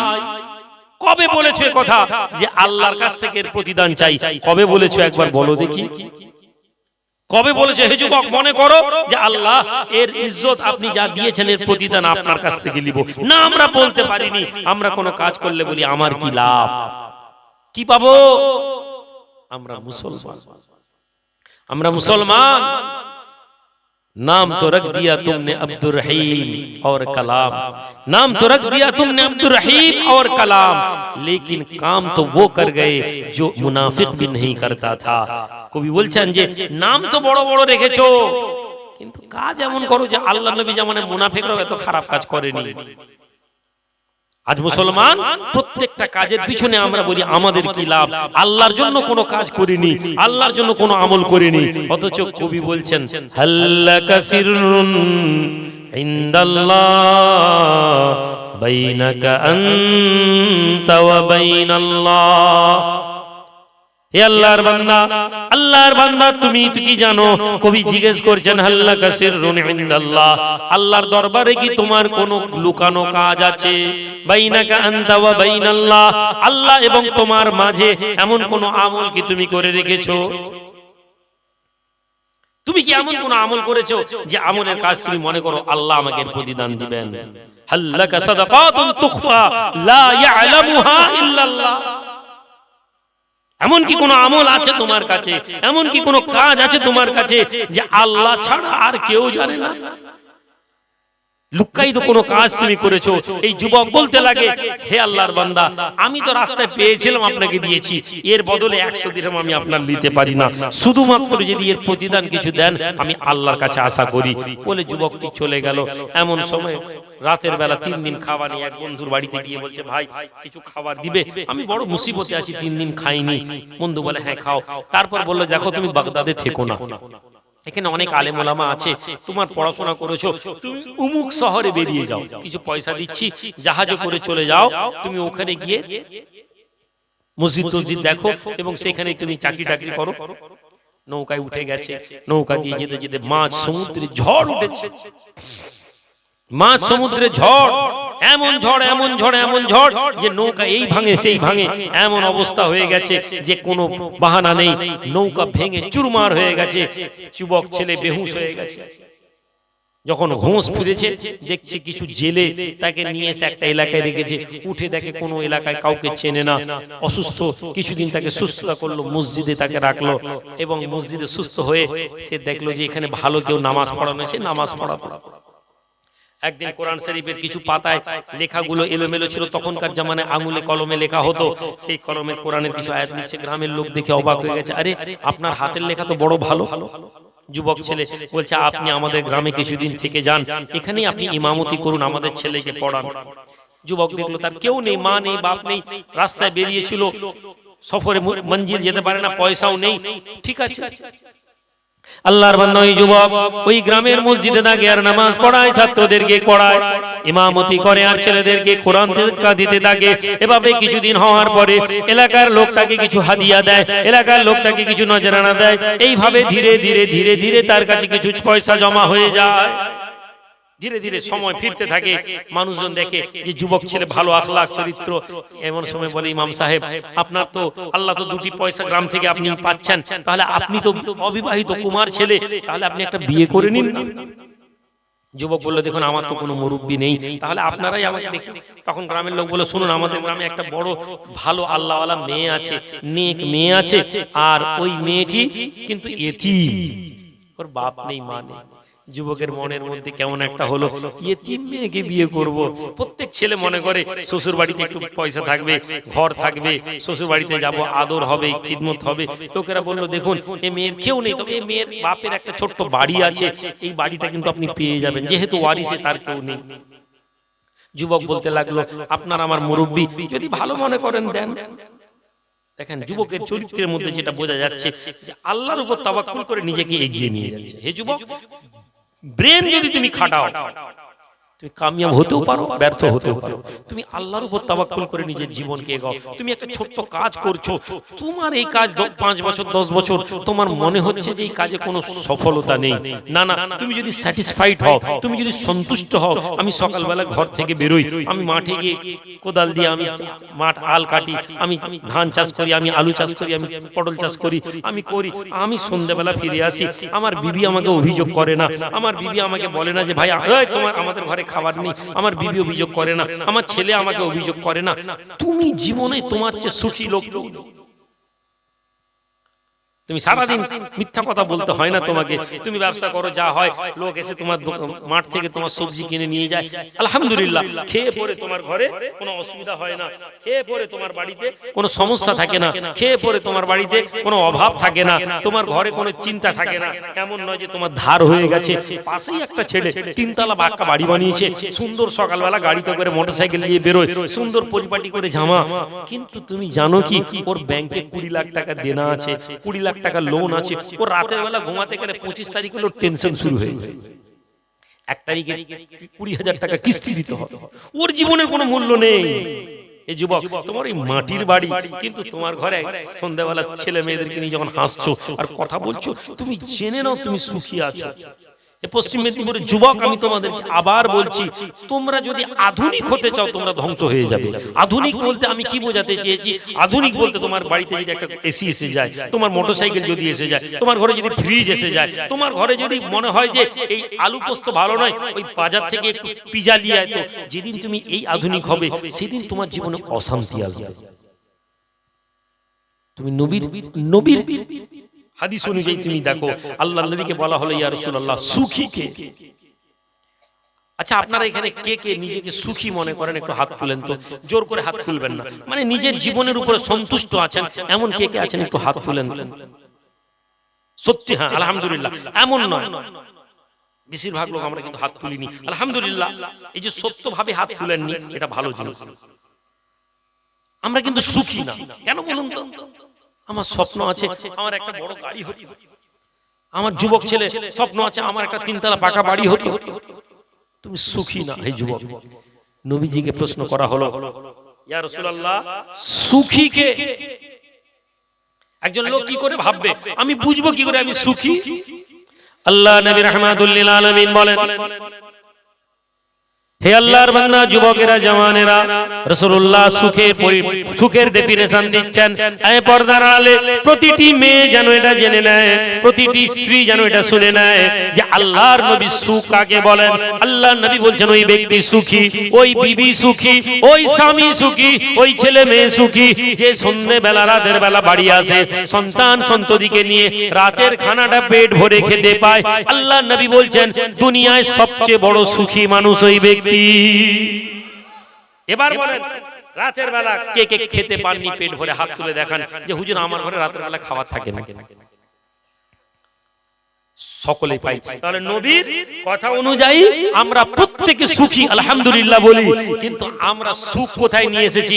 আমরা ঘরে এসি লাগানোতে সুখ এনেছি, আমরা বাড়িতে ফ্রিজ বসানোতে সুখ মনে করেছি, আমরা সুখ মনে করেছি ঘরের মধ্যে মেঝে বসানো, টাইলস বসানোটাকে সুখ মনে করেছি, আমরা ছাদ দেওয়াটাকে সুখ মনে করেছি। আর এটা দিতে পারিনি বলে আমাদের মনে হচ্ছে আমরা সুখী না। আল্লাহ যদি আপনাকে তৌফিক দেয় আপনি 10 তলা বাড়ি করুন, কিন্তু যেখানে আছেন আপনি ওখান থেকে নিজেকে সন্তুষ্ট করুন যে না আলহামদুলিল্লাহ আমার বাড়িতে খাওয়ার অভাব নেই। সম্মানিত হাজিরিন, তাহলে আমরা আজকে এখানে কোথায় এসেছি? আমরা এমন মজলিসে এসে বসেছি যেখানে আমাদের জীবনকে পরিবর্তন করার আকাঙ্ক্ষা নিয়ে আমাদেরকে বসতে হবে, জীবনের আদর্শ বুঝতে হবে। যদি জীবনের আদর্শ না বুঝি আমরা সুখী হব না। তকদির ব্রেন খাটিয়ে পরিশ্রম করে আমরা কেউ বড় লোক হতে পারবো না, এই বিশ্বাসটা আনতে হবে। আল্লাহ আমাকে যে জায়গায় দিয়েছেন ওখান থেকে আমি কাজ করব আল্লাহর প্রতি সন্তুষ্ট হয়ে। তিনি মনে করলে আমাকে কালকে গাড়ি দেবেন, তিনি মনে করলে আমাকে কালকে পাকা বাড়ি দিবেন, তিনি মনে করলে আমার ব্যাংকে টাকা হবে। তিনি যদি আমাকে না দেন, আমি মিথ্যার আশ্রয় নিয়ে আমি টাকা নেব না। আমি বেশি ইউরিয়া মেরে ফসল বেশি ফলাবো না। আমি বেশি কি বলে দাম বাড়ানোর জন্য আমি মালকে লুকিয়ে রাখবো না, যে একটু পরে যখন দাম বাড়বে তখন বিক্রি না, আমি করব না। হে আল্লাহর বান্দা, ওই যুবক ছেলে, জওয়ান ছেলে, এলাকার মানুষেরা বলতে লাগে একজন এতিম মেয়ে আছে, ওই এতিম মেয়েকে আপনি বিয়ে করে নিন, তাহলে আপনি বড় ভালো হবে।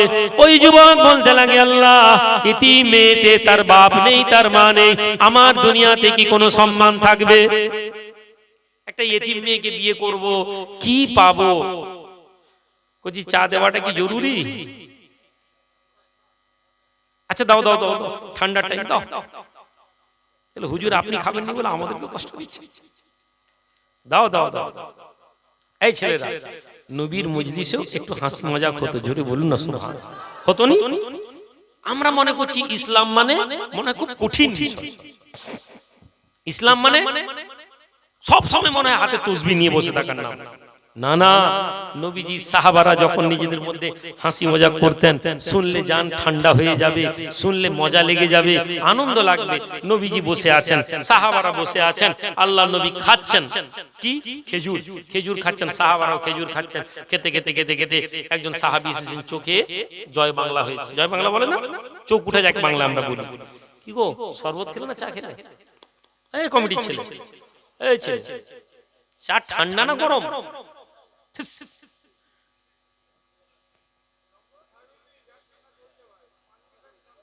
আচ্ছা ঠিক আছে, দাও দাও দাও। না না ঠিক আছে, চা তো পানি মতন খেয়ে ফেলে দিল, ওই জন্য চা গরম করে নিয়ে এসো, আমি তো তখন দোয়া করে দিই। দুরূদ শরীফ, আল্লাহুম্মা সাল্লি আলা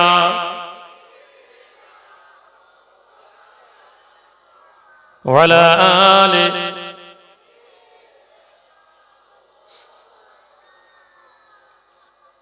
আল্লাহ নবী সাহাবারা মজা করতেন রাসূলুল্লাহ সাহাবাদের সাথে, কত সুন্দরভাবে। একটু এই হাদিসটা যদি আপনারা শোনেন ভালো লাগবে। নবীজি বসে আছেন, একটা লোক বাংলা, চোখ জয় বাংলা হয়েছে, এসেছে। নবীজি বলছেন, এই তুমি, তোমার চোখে বেমার না, তুমি খাচ্ছ? বলছে, ইয়া রাসূলুল্লাহ, আমার যেখানে বেমার হয়েছে ওখান থেকে না, আমি অন্য জায়গা থেকে খেজুর খাচ্ছি। একজন সাহাবীরা হেসে ফেললেন। একজন সাহাবী বলেছেন, ইয়া রাসূলুল্লাহ, আপনিও? আপনিও মানে আপনিও ইয়ারকি করেন? নবীজি বললেন, হ্যাঁ, তবে আমার ঠাট্টার মধ্যে কোনো অশ্লীলতা নেই। জোরে বলুন না সুবহানাল্লাহ। আমরা ইয়ারকি কাকে বলি? অন্যকে অসম্মান করে, অন্যকে বেইজ্জত করে আমরা ইয়ারকি বলি। সে যখন রেগে যায় বলে, আরে ভাই ইয়ারকি করছি, তুই বুঝিসনি, এই ইয়ারকি হারাম। কোন মুসলমানকে আপনি অপমান করে যদি হাসেন, ওই হাসির মধ্যে, ইয়ারকির মধ্যে ইসলাম আপনার গুনাহ আছে। আপনি বলবেন নবীজির মধ্যে ইয়ারকি ছিল, সাহাবারা ঠাট্টা করতেন, কিন্তু সেই ঠাট্টার মধ্যে কোনো অপমান ছিল না। হ্যাঁ, কখনো কখনো ঠাট্টা করতে গিয়ে কেউ একটু কষ্ট পেয়ে গেছেন, সেটা অন্য কথা। একজন সাহাবী, একজন বেদুইন এসেছে, এসে বলছে, আল্লাহর নবী কোথায়? সাহাবারা বললেন যে ওই মসজিদের ভিতরে বেদুইন সুন্দর একটা উটকে রেখেছে। এমন সময় সাহাবাদের মধ্যে একজন সাহাবী ছিলেন, ওই সাহাবী একটু মজা করতেন সব সময়। সুবহানাল্লাহ বলবেন না, একটু ইয়ারকি করতেন, এমন এমন ইয়ারকি, এমন এমন ঠাট্টা। নবীজি উনাকে ভালোবাসতেন। জোরে বলুন না সুবহানাল্লাহ। তাহলে যদি কোনো ছেলে ঠাট্টা ইয়ারকি করে, তাকে আপনারা যেন খারাপ ভাববেন না। হ্যাঁ, কোনো অশ্লীলতা নেই। এমন সময় সাহাবীরা বলতে লাগলেন, এই নরমান, উটের গোশত খাওয়ার খুব ইচ্ছা হচ্ছে।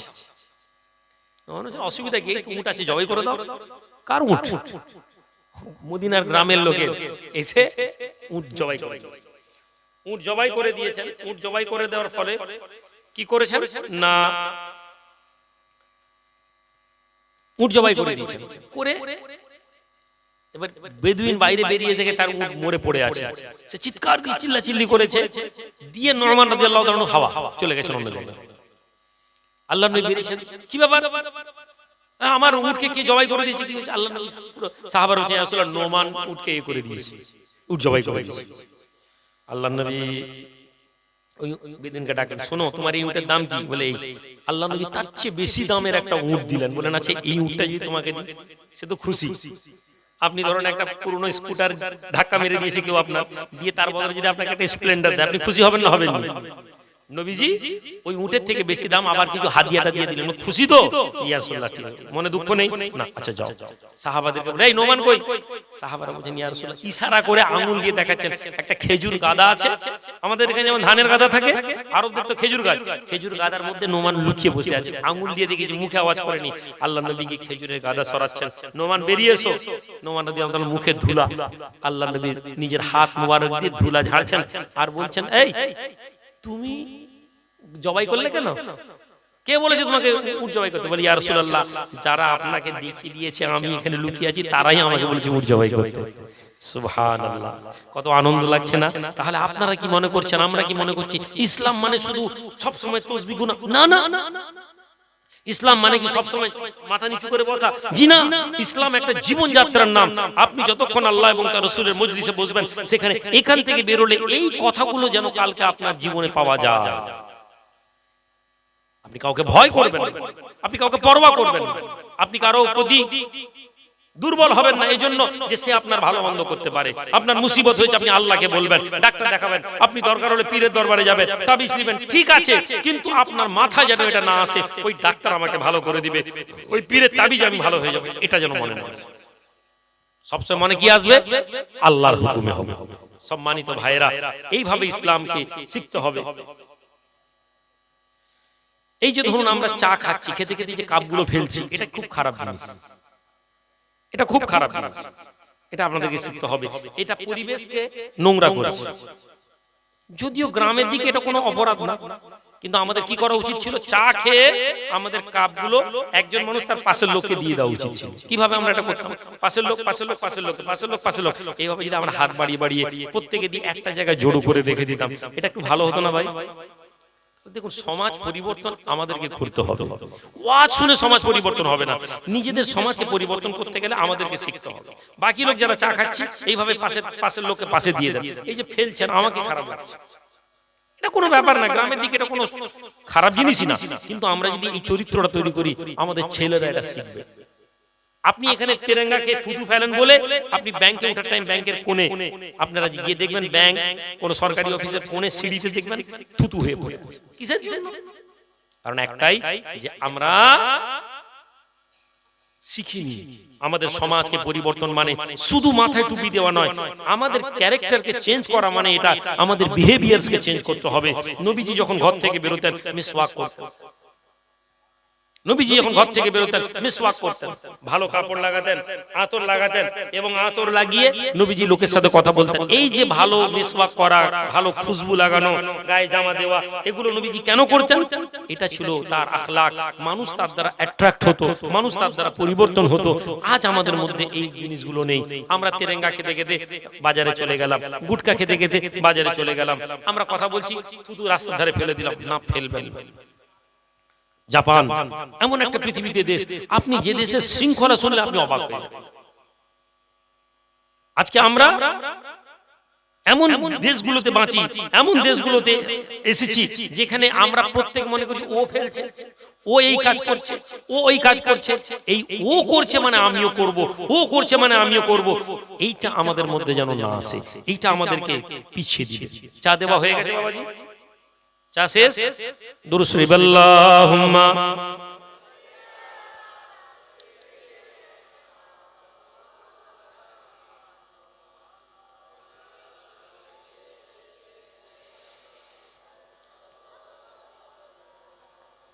হাজিরানে মজলিস, ওই যুবকের কথা বলে আমি আলোচনার শেষের দিকে নিয়ে যাব। ওই যুবক, ওই জওয়ান ছেলে কি করলো? মনের মধ্যে হচ্ছে যে একটা ইতিম মেয়েকে বিয়ে করব, আমাকে কি আর ওই রকম সম্মান পাওয়া যাবে? তারপরে মনে হলো আমার নবী ইতিম ছিলেন, না, আল্লাহ পাক খুশি হবেন ইতিমকে বিয়ে করে নি। বললো ঠিক আছে, আপনারা সিদ্ধান্ত নেন। ইতিম মেয়েকে বিয়ে দেওয়া হয়েছে, ইতিম মেয়ে বিয়ে করেছে। বিয়ে পড়ানো হয়ে গেছে, স্বামী স্ত্রীকে বসানো হয়েছে, ছেলে মেয়েকে বিবিকে দেখবে, বিবি স্বামীকে, ছেলেকে দিয়েছে, তার স্ত্রীর মুখের ঘুমটা তুলে দেওয়া হয়েছে। মেয়ে দেখতে শুনতে মাশাআল্লাহ ভালো, মেয়ের গলায় একটা মূল্যবান দামি হার আছে। যুবক ছেলেটি অবাক হয়ে ওই হারের দিকে তাকিয়ে আছে। আল্লাহর বান্দা, মহল্লার মানুষেরা ধীরে ধীরে বলতে লাগে, ইমাম, হে মাওলানা, তোমার বিবি তোমার চোখের সামনে, তুমি তোমার বিবির দিকে নজর দাও। ওই যে গলায় যে দামি সোনার হারটা আছে, দামি অলংকারটা আছে, এই অলংকারটা তুমি পাবে। তুমি দামি হারের দিকে হাঁ করে দেখো, লোক বলবে তুমি লোভী, অলংকারের দিকে দেখছো। ওই যুবক ছেলে জওয়ান ছেলে বলতে লাগে, হে এলাকার মানুষেরা, হে আমার মুরব্বীরা, হে জওয়ান যুবকেরা, আমি আল্লাহর জন্য এই জন্য বলছি না, এই হার আমি আজ থেকে কয়েক মাস আগে বাগদাদের জমিনে, বাগদাদের রাস্তাতে আমি এই হার পেয়েছিলাম। একজন বুড়ো মানুষকে আমি এই হার দিয়েছিলাম, আর এই হারটা দিয়েছিলাম সমান হার, একই হার আমি আমার বিবির গলায় দেখছি। এই জন্য আমি অবাক হয়ে যাচ্ছি, এই হার এখানে কি করে এলো। আমি কয়েক মাস আগে এই হার আমি বাগদাদের রাস্তায় ঘুরিয়ে পেয়েছিলাম, একটা বুড়ো লোকের, আমি ওকে ফেরত দিয়েছিলাম। এই হার এখানে কি করে এলো আমি দেখছি আর অবাক হচ্ছি। আমি লোভে পড়ে দেখিনি। যখন এই কথা বলছে তখন আশেপাশ থেকে লোক তাকবীর দিচ্ছে, আল্লাহু আকবার, সুবহানাল্লাহ, আলহামদুলিল্লাহ, আল্লাহু আকবার। যুবক বলল, কেন কি হলো? বলল, আহারে, তুমি তো ওই ছেলে। তাহলে মেয়েটার চোখ থেকে পানি বেরোচ্ছে তার বিবির। লোকেরা বলছে, জানো তুমি যে বৃদ্ধের কথা বলছো, তো তোমার শ্বশুর। কি করে? বললো, ও বাগদাদে গিয়েছিল, ওর হার হারিয়ে গিয়েছিল, ফিরে এসে আমাদেরকে শোনাতো, বাগদাদে আমি একটা আল্লাহওয়ালা ছেলেকে পেয়েছিলাম, বাগদাদে আমি একটা আল্লাহওয়ালা ছেলেকে পেয়েছিলাম।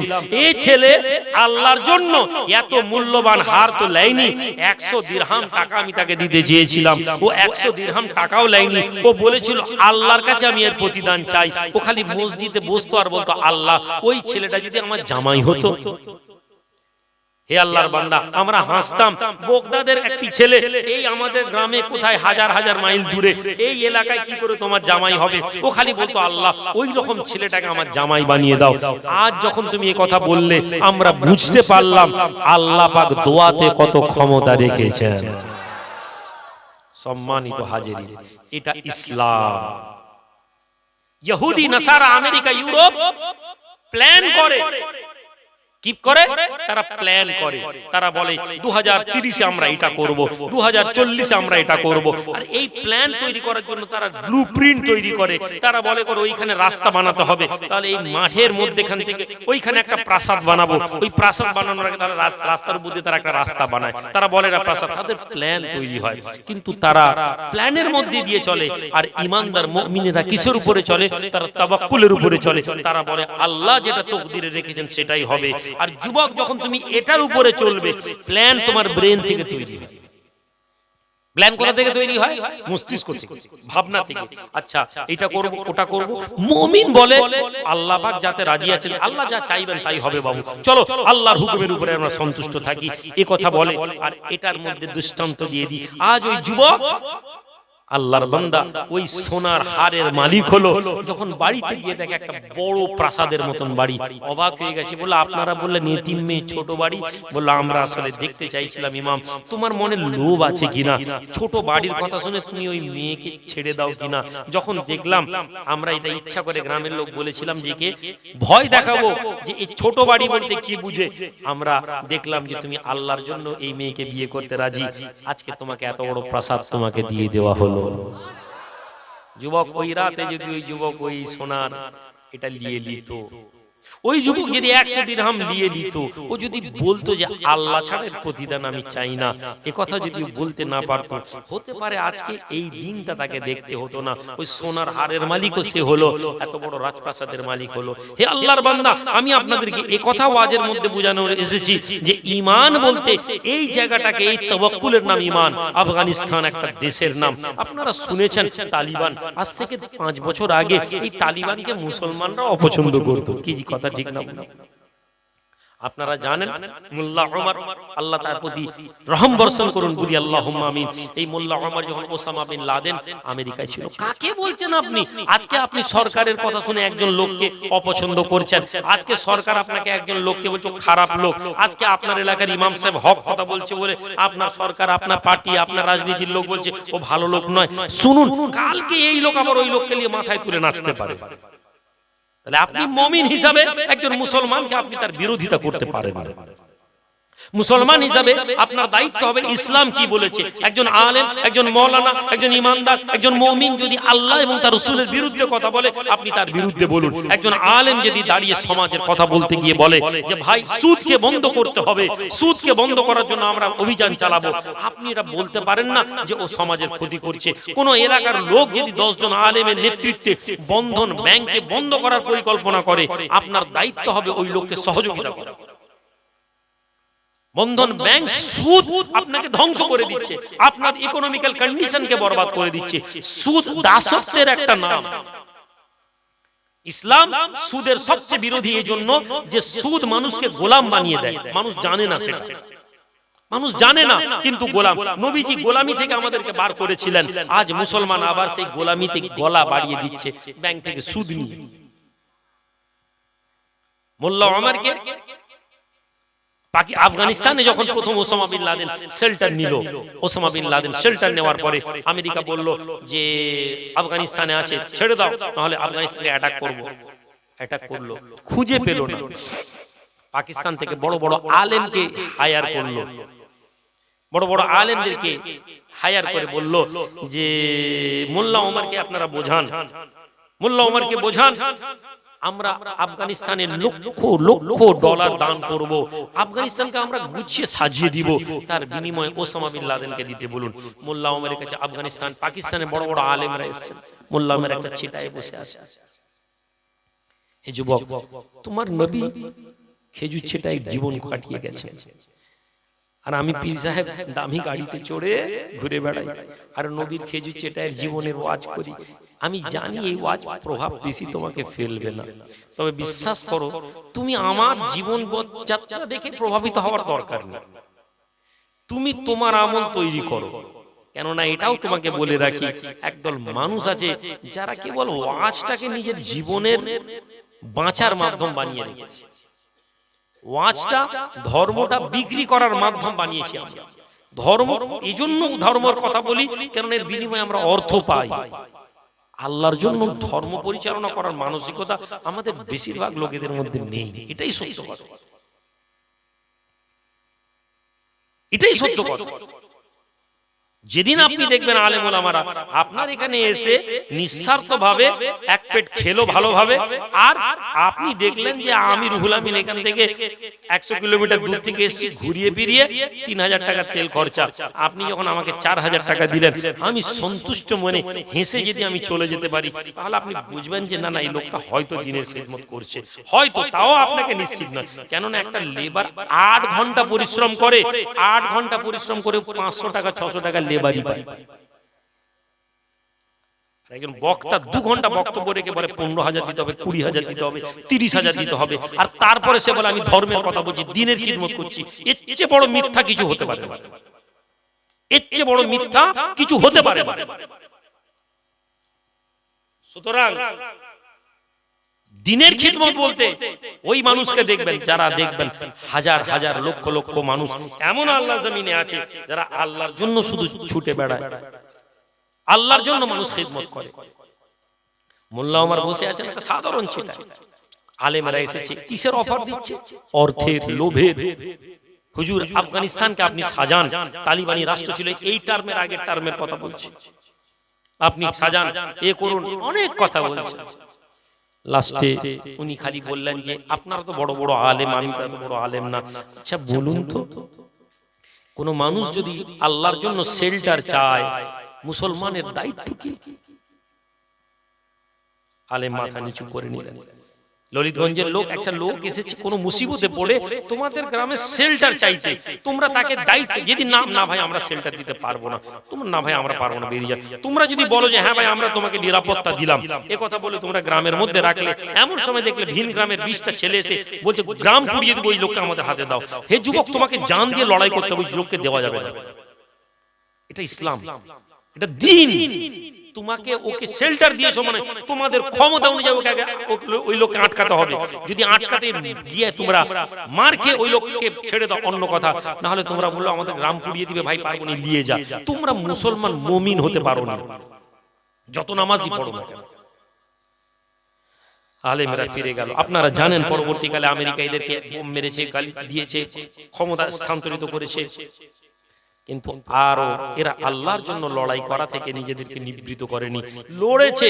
যে আমেরিকা তালিবানকে আতঙ্কবাদী, টেরোরিস্ট কত কথা বলেছে, আজকে বছর 3 আগে, 3 বছর হয়ে গেল তো নাকি, ক বছর, 21 সালে, তাহলে এটা ক বছর, 4 বছর শেষ হয়েছে। তাহলে 4 বছরের মাথায় এই তালিবানকে ছেলেটি ভালো ইনফরমেশন রেখেছে। যুবকদের কাছে তথ্য রাখতে হবে, তোমাকে তালিবানের হিস্ট্রি পড়তে হবে।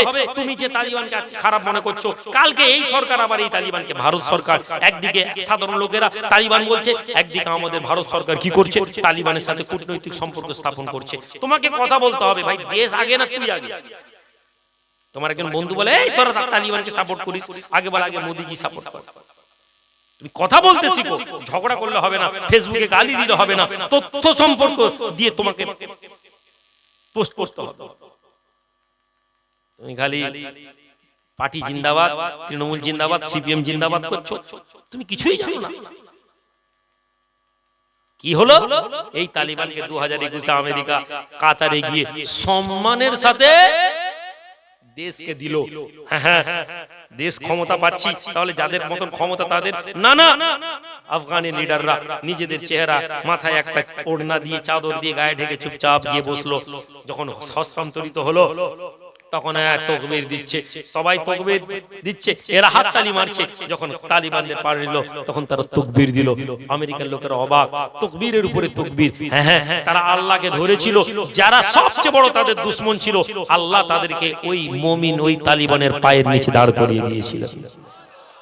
আজকে আমাদের সম্মান কি?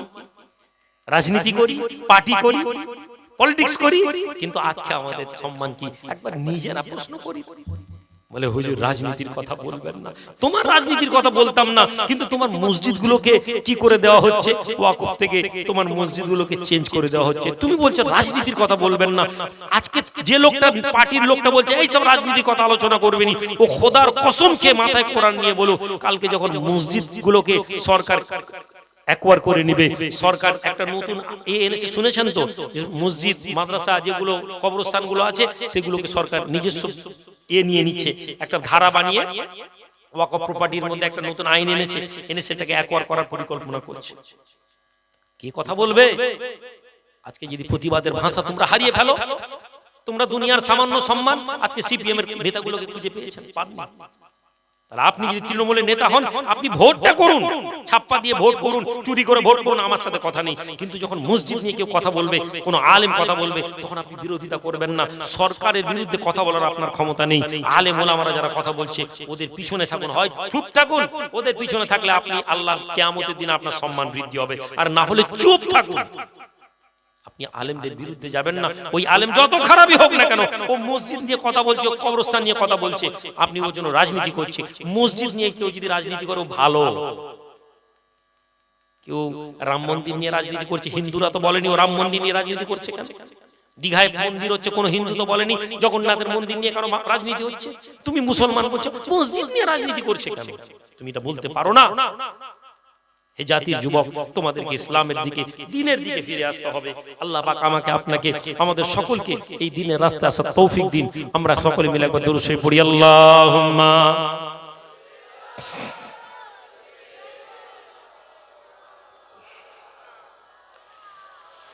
ওয়ালা আলি। এই মিসাদু ভাই, তাওয়ারুক হয়ে গেছে, তাহলে একটু দোয়া করে দিই, রাত হয়ে গেছে, কালকে আমি করবো। বাবাজি তাবারুকে মজলিসে দেওয়া হবে, হাতে হাতে দিবেন না, বসে খাওয়াবেন। বসে খাওয়ানো হবে, তাহলে দোয়া করে দিই, করে দিয়ে তারপরে করে দিচ্ছি। হ্যাঁ হ্যাঁ হ্যাঁ, রেডি কর, মিনিট মাসে না 10-15 মিনিট লাগবে তো দোয়া করতে করতে। বাবাজি শীতকালের রাত 10টা পর্যন্ত মাহফিল করে, মাহফিল ছোট করতে হবে, 10টা না 9টায় শেষ করবে। মাগরিবের নামাজের পরেই ঈশা হয়ে গেল, 7:30 8টার মধ্যে ঈশা, 8টা থেকে 9টা 9:30টার মধ্যে মজলিস শেষ করে দিবেন। শেষ করে দিয়ে যাই বাবাজি